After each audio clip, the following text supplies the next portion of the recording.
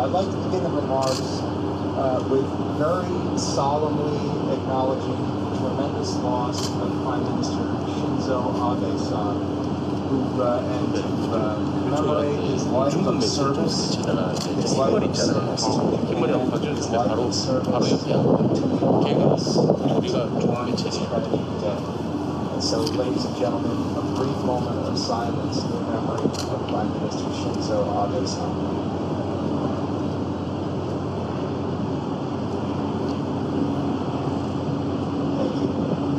Welcome to all, and thank you so much for joining us today here at the historic Pearl Harbor waterfront, surrounded by magnificent warships from nations across the globe, including the Indo-Pacific, Europe, the Middle East, North America, South America, a true demonstration of global naval power.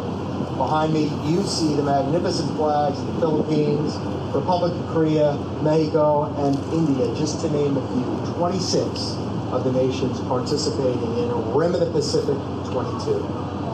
RIMPAC is a multinational, premier combined joint exercise in the maritime environment. It is designed for the free and open and equal exchange of ideas to become better at our craft, for the free and open expression of our fellowship, to build the relationships that are inherent in this international community of practice. A practice that comes together in peace and in war to deliver freedom of the seas to all the peoples of the world. Our presence here reflects our shared commitment to a kinship, a solidarity of friends and partners, partners of nations who are committed to the international rules-based order underpinned by the principles of sovereignty, human dignity, human rights, freedom of navigation, and the United Nations Convention on the Law of the Sea. In the coming weeks, the exercise will focus on building and reaffirming these relationships as we emerge from the pandemic to an in-person exercise.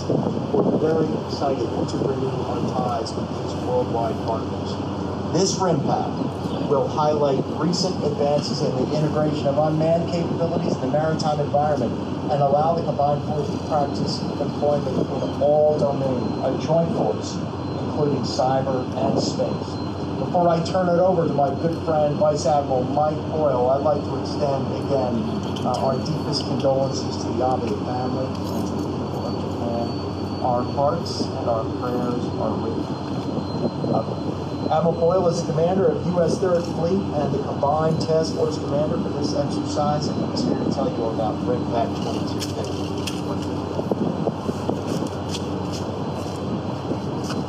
Good morning, everyone. I echo Admiral Paparo's sincere and deep condolences for Prime Minister Abe, a senseless, tragic act.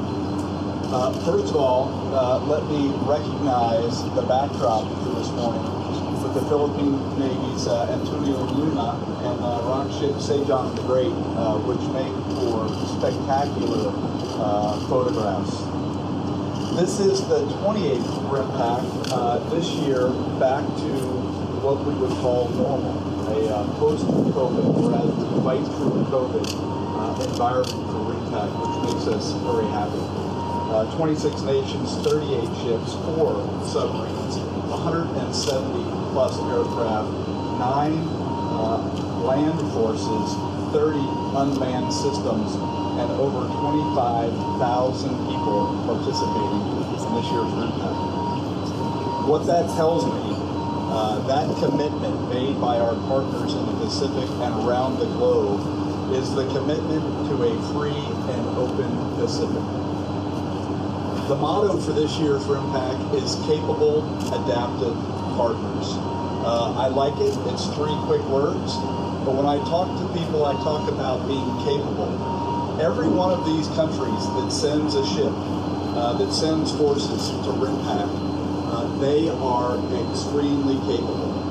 But what I tell the sailors on board these ships is that coming here and comparing yourself against peer navies will allow you to understand just how capable you are and will build confidence in your abilities. So that is a very important message that we send. It also builds confidence in the ships that you sail with in formation, so that if you're ever called upon for crisis or conflict, you already know who's next to you on your left and your right. Very important. Adaptive. The exercise is purposefully not scripted. It will have some free play. That will allow commanders of ships, commanders of task forces, and myself to have to think through problems and adapt our plans to be able to overcome what the threat or the environment is presenting to us. And then obviously partners is the most important part of RIMPAC. The friendships that we have built over the last 10 days during harbor phase will lead into lifelong partnerships. Having a friend that you can call when you need help, that you already know their name, you already know their capability, you already have a rapport, is what RIMPAC is all about. I mentioned fighting through COVID.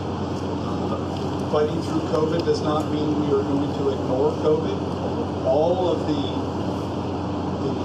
measures that have been put in place that allow us to operate will continue during RIMPAC. So we intend, though, to operate, to socialize, and to be able to do a more normal RIMPAC this year. I only have a couple goals for RIMPAC. Most importantly is that we learn how to work together. I talk about not just interoperability, but interchangeability. And I define interchangeability as that place where our national interests and our ability to be interoperable overlap. And that's something that we will intend to further during RIMPAC. I have a goal that we build those friendships that lead to partnerships. And then finally, a goal that this is a safely executed RIMPAC. We cannot harm anyone or hurt our equipment, and most importantly, we do not want to harm the environment. So we have measures in place to make sure those three things are accomplished. Thank you all for being here again. I'll now turn it over to Commander Robertson to take your questions or direct your questions. Thank you.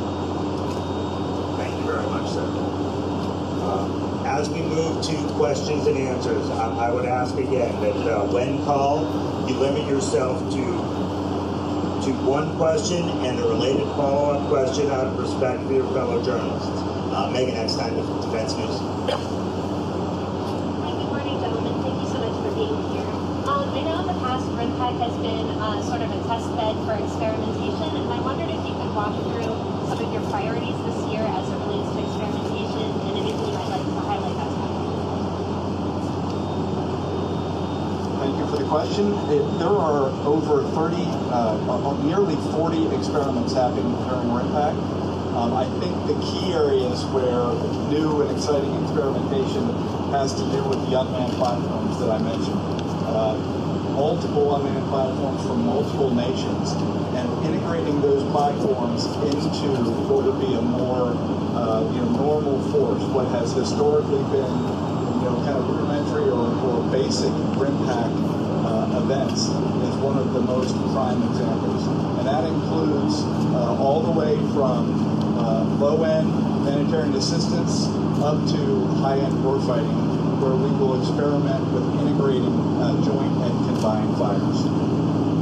Just to follow up, it sounds like they're being really integrated into the serials rather than being kind of kept in a bubble, as a laboratory experiment. Can you maybe elaborate on how you were able to safely kind of use them in more of a warfighting environment? Yeah, so I think that in general is what we are trying to do in the Pacific, and it's bleeding over into RIMPAC.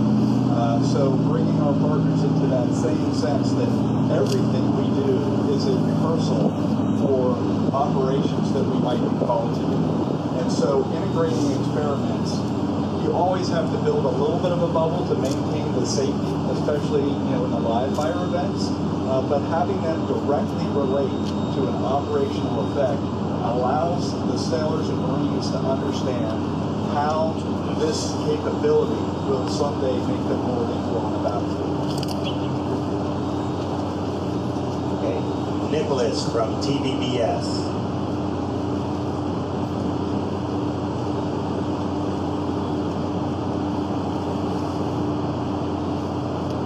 Good morning, sir. I'm Nicholas, and I'm wondering, the U.S. Navy have emphasized the distributed lethality concept these years. And could you tell more details about it? And how do you combine it to RIMPAC? Thank you.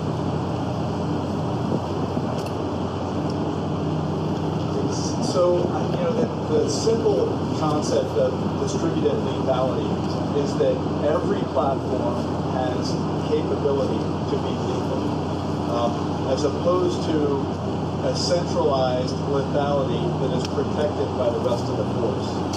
Because if every platform is lethal, then every platform has to be considered, and that provides overmatch when postured against a potential adversary. And how we are including that in RIMPAC is to first understand where our national interests may overlap, and then understand what capability each of these countries bring. And so when I talked about understanding capability of those to your left and right, I have tasked every sailor to understand how their partners, what capability they bring, and then combined, we are a much more lethal force with lethality spread throughout the AOR that makes the thought of challenging this force something that is you would not want to do.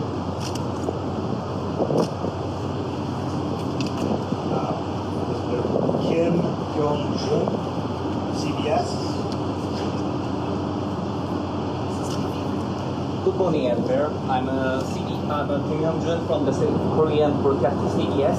My question is that the Maroc Navy's participants are the largest scale of the history of the RIMPAC. What does it mean to you, and what is expecting to the Iraq Navy? Thank you, sir. First I'd like to express gratitude for the resolve on the part of the Iraq Navy for sending so profound and significant insight here into RIMPAC, and it is meaningful.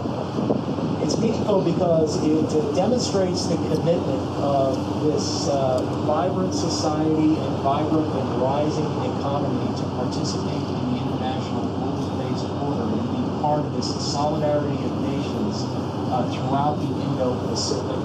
The Republic of Korea is a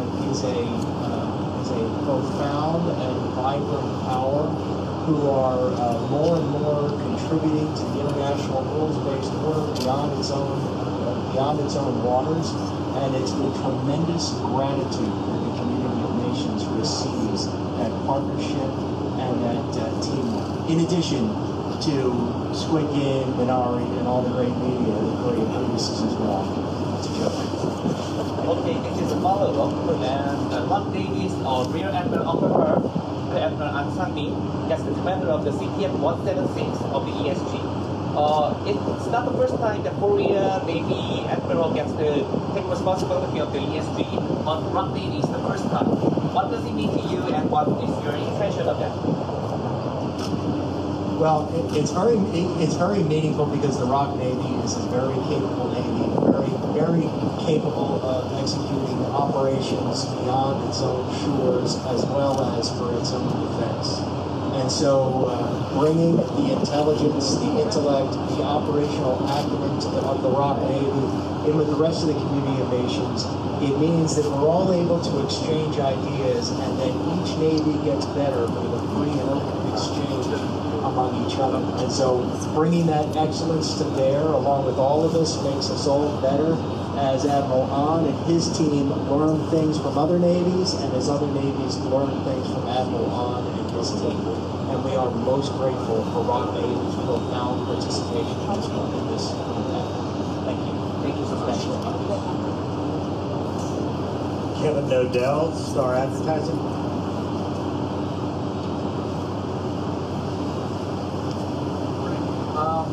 My question is a bit of a logistical one. This is one that I've definitely been the most out here. Is how is the fueling situation going with this exercise in terms of supply and how it all is taken? Thanks, Kevin, very much. And the context for the larger crowd is the recent mishaps at the Red Hill bulk fuel storage facility has been very much in the news here locally. And what I'd like to stress on that is that the facility at Red Hill is a storage facility versus an actual refueling facility. And so we have absolutely operated seamlessly without the use of Red Hill during this time, either with tankers that bring fuel and logistics here into the port of Hawaii, or into the port of Honolulu, as well as that on-island logistical capability that's inherent to Honolulu itself. So we've seen absolutely seamless, safe, effective operations in terms of refueling while we've been here at RIMPAC. And again, at 38 ships, it is about as stressing a situation as you can be in, and we've operated it very effectively and very responsibly at this time. And the greatest reason for that is that Red Hill is in fact a storage facility and is not necessarily intended for daily operations.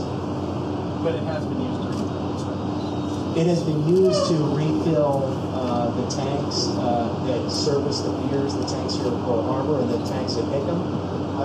And it's also been used to keep, we've employed it also to keep the turnover of fuels, which can't be stored there forever. But in this case, we have all the capacity that we need between the on-island refining capability and what we bring in tankers into Honolulu. Thanks, Kevin. Wafu Young, Voice of America. My question, I have three questions, but I know I can go in Hong Kong, not working university. My question is mainly for Admiral, that the other gentlemen are welcome to comment on that. So the first question, in Chinese media, the RIMPAC is described as a containment for China. So my question, how do you see China's Navy power now? And has it tipped to the balance of power in the Indo-Pacific region? And what is the biggest threat from China? Thank you very much. China has been on an historic path to build a navy, and it is quite concerning the combat power that China is developing over the last few decades, and that includes power projection capability, or power projection beyond its waters and beyond its shores. So it is very concerning. RIMPAC itself is not oriented against any particular nation-state actor in particular, but it does demonstrate the solidarity of all of its participants to the international rules-based order and the principles of sovereignty, of freedom of the seas, of the United Nations Convention on the Law of the Sea, and against what otherwise would be expansionist activities on states that would revise that agreed upon international rules-based order that goes, that spans for centuries of international law. And so that's how I would respond to that question on China's alarming buildup of combat capability, including a power projection capability, and RIMPAC's position as, while not being oriented against a particular state actor, is in fact oriented for the kinds of operations that could potentially be employed against revising those threats. And I'll add in addition, and it's not to be not to be dismissed either, that there's also a significant emphasis for humanitarian assistance and disaster relief, which is being led by Kajo Jaitai, and really across the spectrum of operations where navies in peace and war can uphold that order and uphold the dignity of the nations. And if there's a follow-up question from one of the other partners, I'd be delighted. Mr. Sam Kelway.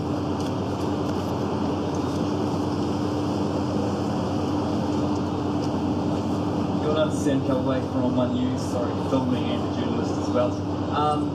HMNTS Aotearoa is at RIMPAC. What more could New Zealand do in terms of efforts in the Pacific?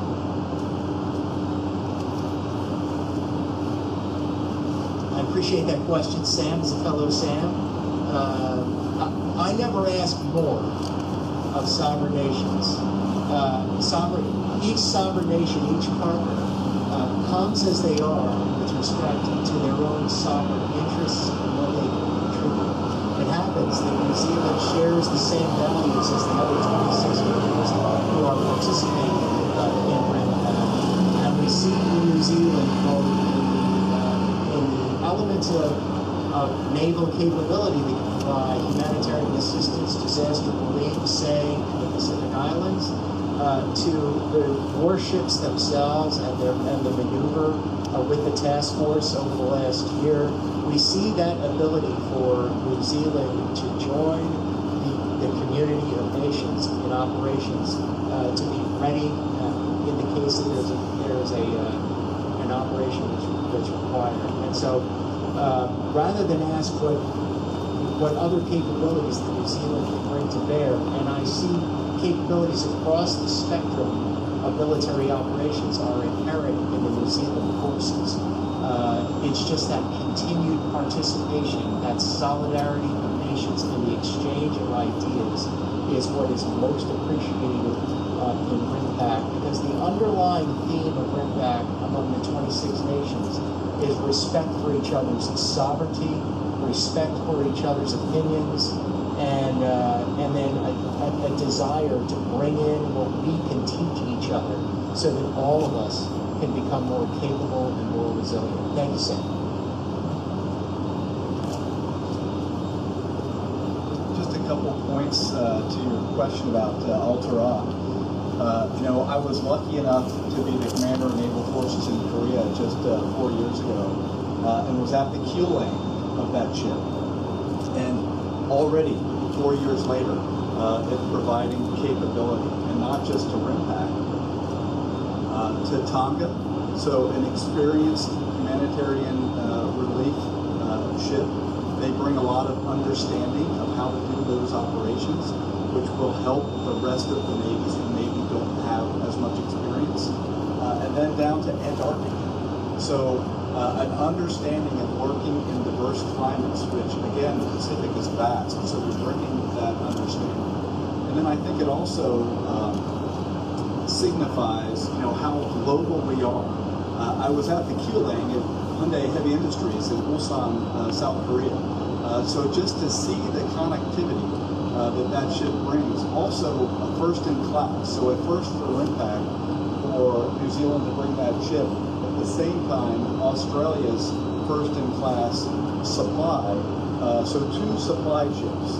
So back to the question about fueling, that capability that New Zealand and Australia are bringing to bolster our own Henry J. Kaiser and USNS Pecos is critical to the tactical execution to maintain refueled ships at sea to account for any other challenges that we might have in fueling.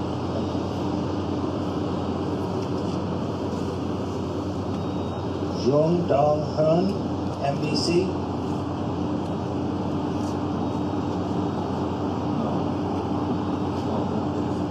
한국말로 질문드리겠습니다.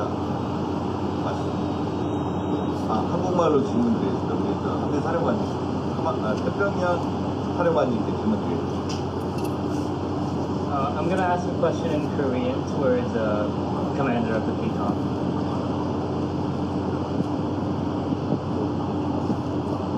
네, 최근 북한은 그 ICBM을 비롯한 각종 탄도미사일을 발사하는 데 이어서 그 핵실험을 추가로 할 거라는 징후가 포착됐다는 분석도 나오고 있는데요. 이번 림팩 훈련이 이 북한에게 어떤 메시지를 줄 수 있을 것이라고 생각하시는지 말씀 부탁드리겠습니다. So this question is regarding the increasing threat from North Korea. which is followed by the growing tension between North Korea and South Korea currently happening in Korea.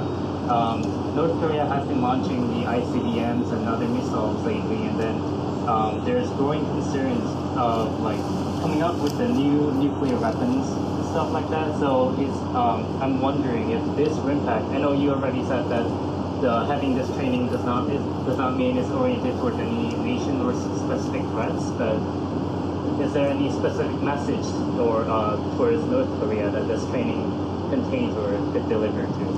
Thank you for the question, sir.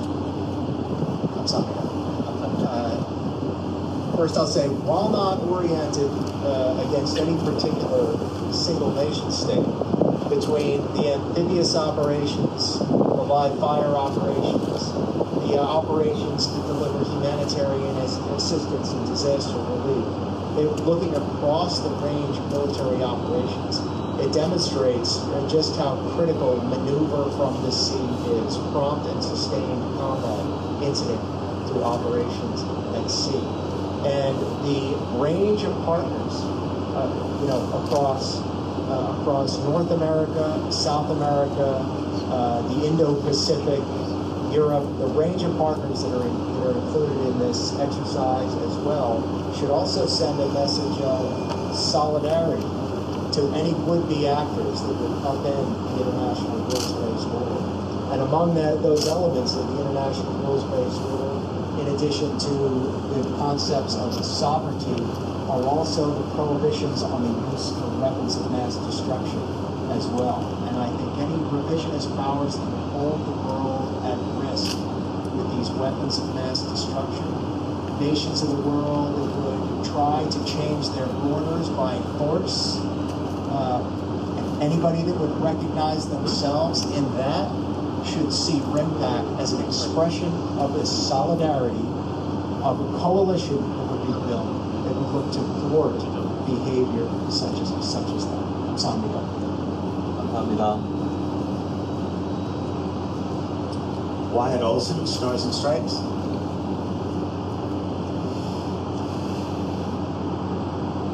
I'd like to ask about Taiwan. Back late last year, there was discussion, stories about would Taiwan be invited. Could you give us some clarity on, was it Taiwan invited? If not, why not?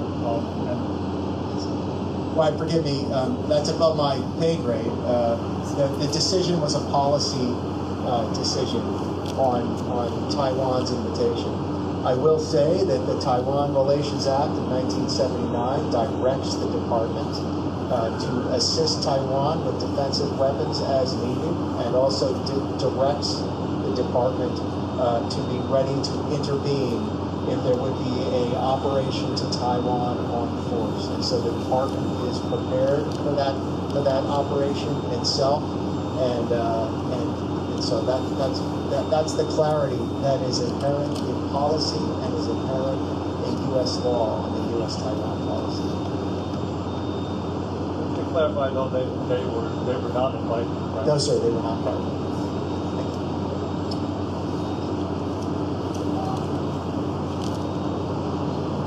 Gao Woon Ho, News 1.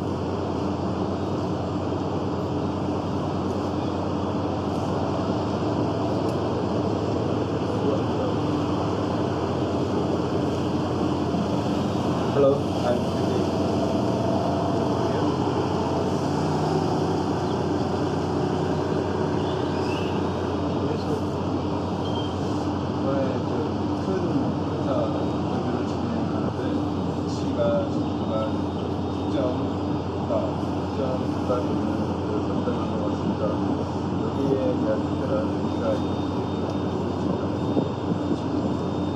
So this media conference is taking place right in front of the Filipino ship and the Korean ship. I'd like to know what's the meaning behind this, like the staging, choosing this place as a place to hold the media conference. The meaning of this place is it is the historic submarine base at Pearl Harbor, and the magnificent ships that you see arrayed behind you just happen to be how it all stacked out. And so there is no particular rhyme or reason other than having a pier that could support all of the people who were grateful for their presence to come here to the press conference. But though not by design, it just does demonstrate the wide diversity and the breadth of geography that is inherent in this RIMPAC, and so many nations who are participating, and we are so grateful for. Kamsahamnida. Shelley Van Hoof.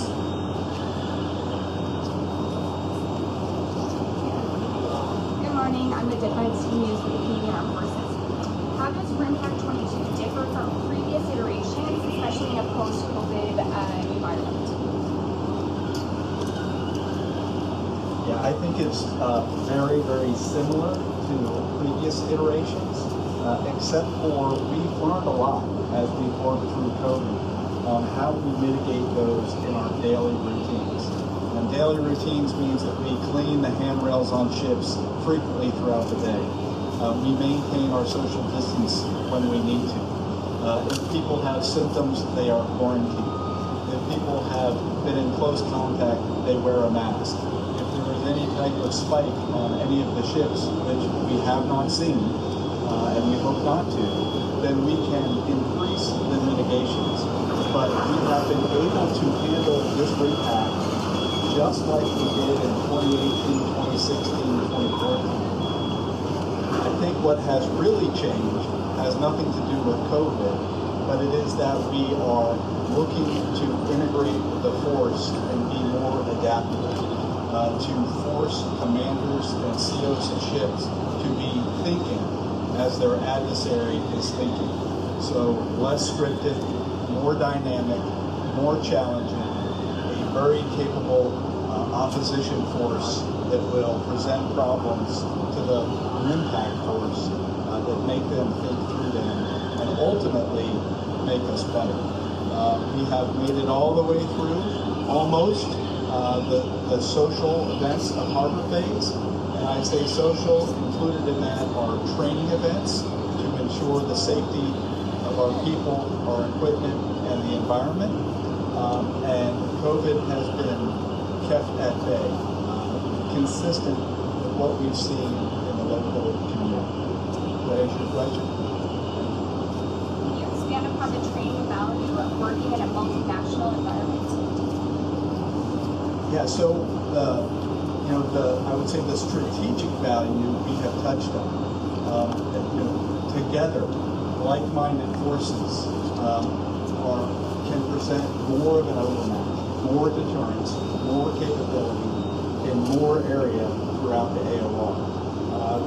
For anyone who flew to Hawaii, you realize how big the Pacific is. And Guam is just as far away as the west coast of the United States, and Asia is that far away again.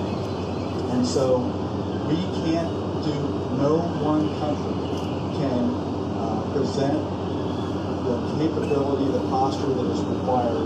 We have to work together. So RIMPAC, working through the training, specific training on our equipment, talking to each other, link, talking to link, communication, working through barriers, taking the time, practicing translation where required, eliminating voice comms and using data link where we can, understanding how our tactics differ so we can make them more the same. Those are the specific things that we work through. So when we join up in crisis or conflict, those drills are done, and we're ready to operate seamlessly. And every 2 years doing this at RIMPAC is a way to rehearse and refine our craft. We have time for just a couple of more questions. First, I'll go to Sabrina Bowden of Hawaiian Public Radio.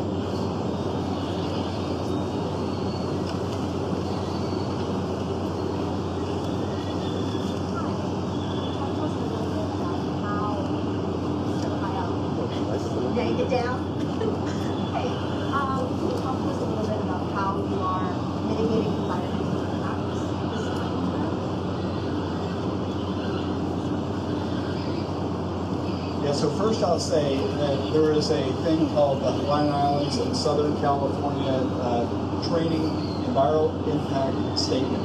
And there's a website, which I know that we have provided to you, that gives you all of the information on the requirements to safeguard the environment. But we are holding everyone that participates to the standard to which we have come to. We're very sensitive to the beauty of the Hawaiian Islands, but not just the Hawaiian Islands, of the Pacific in general. So maintaining the environment, this pristine environment, while simultaneously allowing us to train on the premier training range in the Pacific is very, very important to us. So there have been training sessions throughout the week to ensure all the navies understand what those requirements are. And this will be our last question. Christine Chen.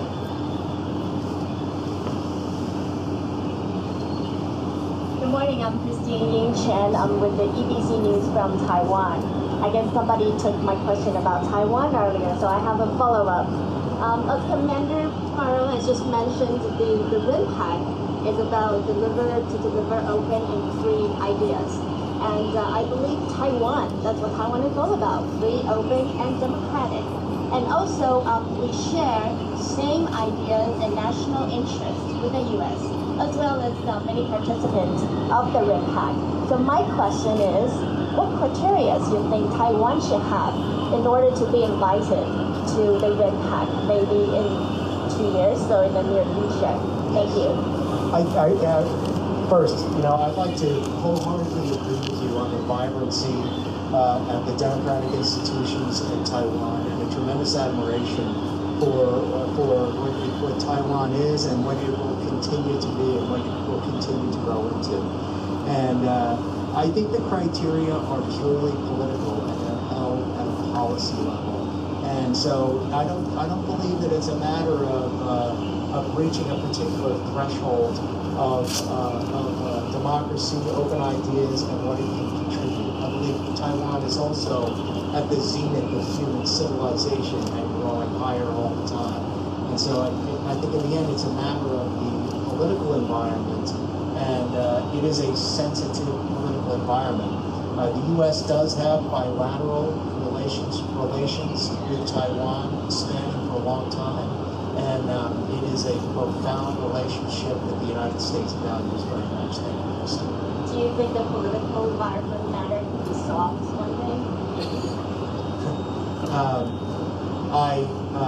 I hope and pray it will be solved peacefully, and I and many others are prepared for conflict in case it's not. And this is inherent in everybody that wears the uniform. The just warrior fights with tears in their eyes, and they pray and hope for negotiated political settlements among nations and prepare for the worst. And in accordance with the Taiwan Relations Act of 1979, the department has a duty to prepare for the worst, and we are. Thank you, Christine. Thank you so much. Thank you so much. That is all the time that we have this morning. If you would please stand by while the principals depart. Thank you very much, gentlemen. Thank you.